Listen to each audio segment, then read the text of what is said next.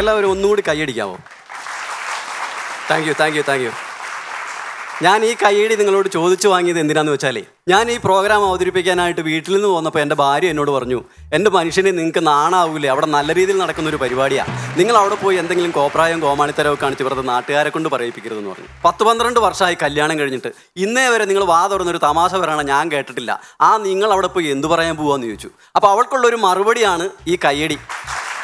എനിക്ക് വീട്ടിൽ ചെല്ലുമ്പോൾ അവളോട് പറയാലോ, എടി ഞാൻ പരിപാടി നടത്താൻ സ്റ്റേജിൽ കയറിയപ്പോൾ മുതൽ കയ്യടിയായിരുന്നു പറയാലോ.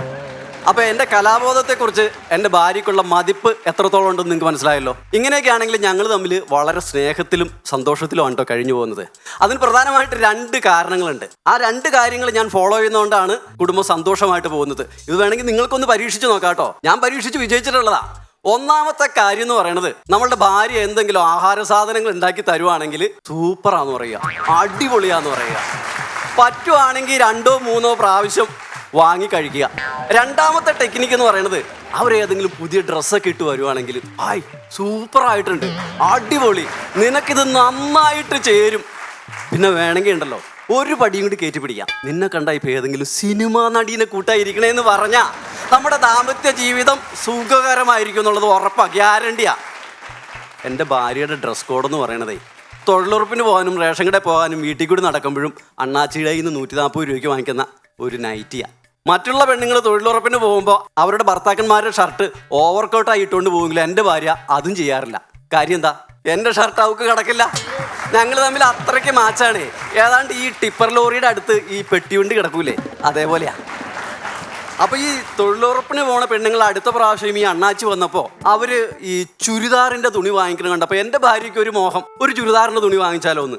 അവളും വാങ്ങിച്ചു ഒരു ചുരിദാറിൻ്റെ തുണി. എന്നിട്ട് ആരും കാണാതെ തയ്ച്ച് വീട്ടിൽ കൊണ്ടുവന്ന് ഇട്ട് നോക്കി. എന്നിട്ട് അവൾക്കൊരു നാണക്കേട് പോലെ, ആരെങ്കിലും കണ്ടാൽ കളിയാക്കുമോ.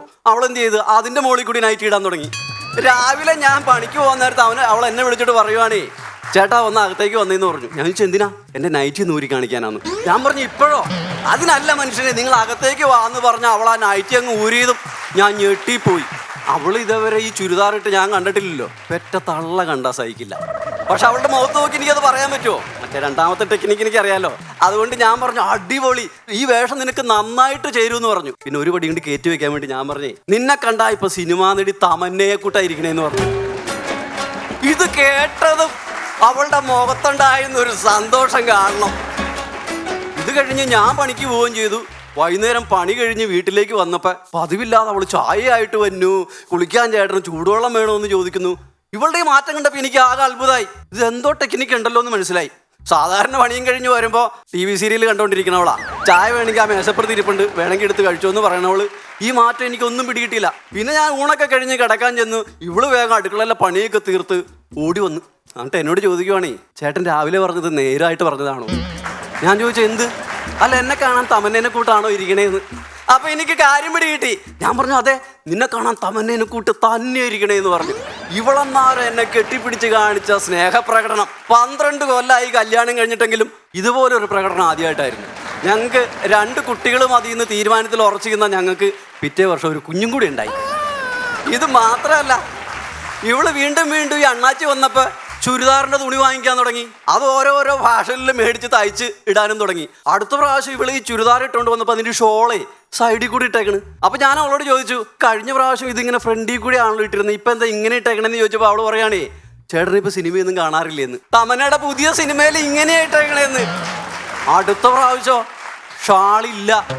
പിന്നത്തെ പ്രാവശ്യം ഈ പാൻറ് മാറ്റി ലെഗിൻസ് ഇട്ടേക്കണ്. അതിൻ്റെ അടുത്ത പ്രാവശ്യം ഇത് ഇറക്കം കുറച്ച് മുട്ടിന് മേളിൽ വരെയായി. പിന്നത്തെ പ്രാവശ്യം ഇതിൻ്റെ സൈഡ് കട്ട് ചെയ്ത് കയറി കക്ഷം വരെ എത്തിയപ്പോൾ എനിക്ക് പേടിയായി. ദൈവമേ, ഇവളോട് ഇത് പറഞ്ഞത് അബദ്ധമായോ? ഞാൻ ഇവളുമായിട്ട് മുളന്തുരുത്തി ടൗണിൽ കൂടി പോകുമ്പോൾ ആൾക്കാർ തുറച്ചു നോക്കാനും ചിരിക്കാനും തുടങ്ങി. അപ്പം എനിക്കാകെ ടെൻഷനായി. അപ്പം ഇവള് ചിരിച്ചോണ്ട് എന്നോട് പറയുകയാണേ, ചേട്ടൻ പറഞ്ഞത് നേരാ, ആൾക്കാരിപ്പോൾ എൻ്റെ നേരെ നോക്കി ചിരിക്കാനൊക്കെ തുടങ്ങിയിട്ടുണ്ടെന്ന്. ആ ചിരിയുടെ അർത്ഥം എന്താണെന്ന് നിങ്ങൾക്കും മനസ്സിലായി, എനിക്കും മനസ്സിലായി. എൻ്റെ ഭാര്യയ്ക്ക് മാത്രം ഇതേവരെ മനസ്സിലായിട്ടില്ല.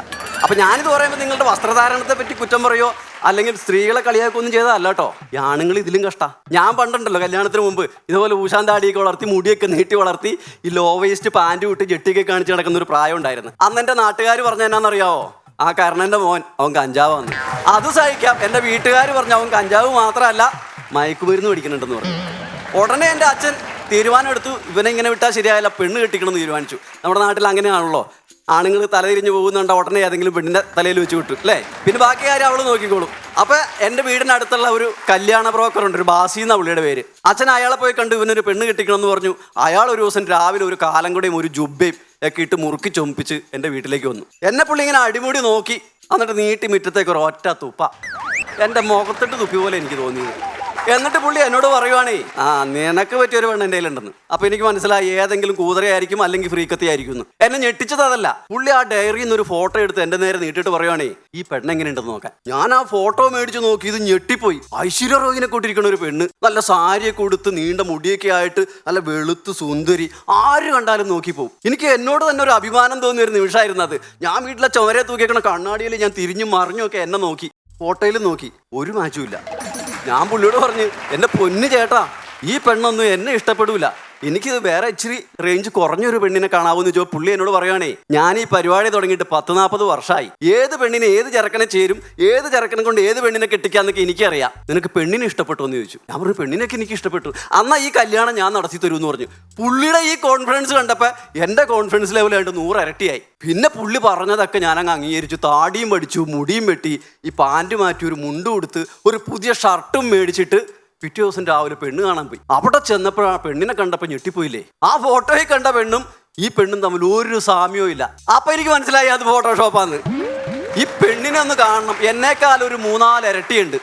എന്നിട്ടോ അവൾക്ക് കടക്കാത്ത ടൈപ്പ് ഒരു ജീൻസും ടീഷർട്ടും ഇട്ട് എൻ്റെ മുമ്പിൽ വന്ന് നിന്ന് ഏതാണ്ട് പാണ്ടിലോറിയുടെ മുമ്പിൽ പെട്ട തവളയുടെ അവസ്ഥയായി എനിക്ക്. ഞാൻ എന്നെ കൊണ്ട് ആവുന്ന വിധം ബസ്സിൽ പിടിച്ചിരുന്നു. എന്നിട്ട് ഞാൻ ഓട്ടക്കണ്ണിട്ട് ബ്രോക്കറെ നോക്കിയപ്പോൾ പുള്ളിക്ക് കാര്യം പിടികിട്ടി. പുള്ളി എന്നെ പുറത്തേക്ക് വിളിച്ചുകൊണ്ട് പോയിട്ട് പറയുവാണേ, അതെ ചെറുക്കന് ഇച്ചിരി പരിഷ്കാരിയാന്ന് ഞാൻ പെണ്ണിനോട് പറഞ്ഞിട്ടുണ്ടായിരുന്നു, അതായിരിക്കും ഈ ഡ്രസ്സ് ഇട്ട് വന്നേ, സാരി ഉടുത്തു കഴിഞ്ഞാൽ ആ ഫോട്ടോയിൽ കാണുന്ന പോലെ തന്നെയാന്ന്. എന്തായാലും ഈ കല്യാണ പരിപാടിക്ക് ഈ ബ്രോക്കർമാരുടെ സ്ഥാനം എന്താന്ന് എനിക്ക് അതോടെ മനസ്സിലായി. പുള്ളിയുടെ ഒരൊറ്റ കഴിവാ. ഞങ്ങളുടെ കല്യാണം നടത്തി. ഇന്ന് ഞാനും തമന്നയും 3 കുട്ടികളുമായിട്ട് ഞങ്ങളുടെ കൊച്ചു വീട്ടിൽ സന്തോഷമായിട്ട് കഴിയുക. Thank you.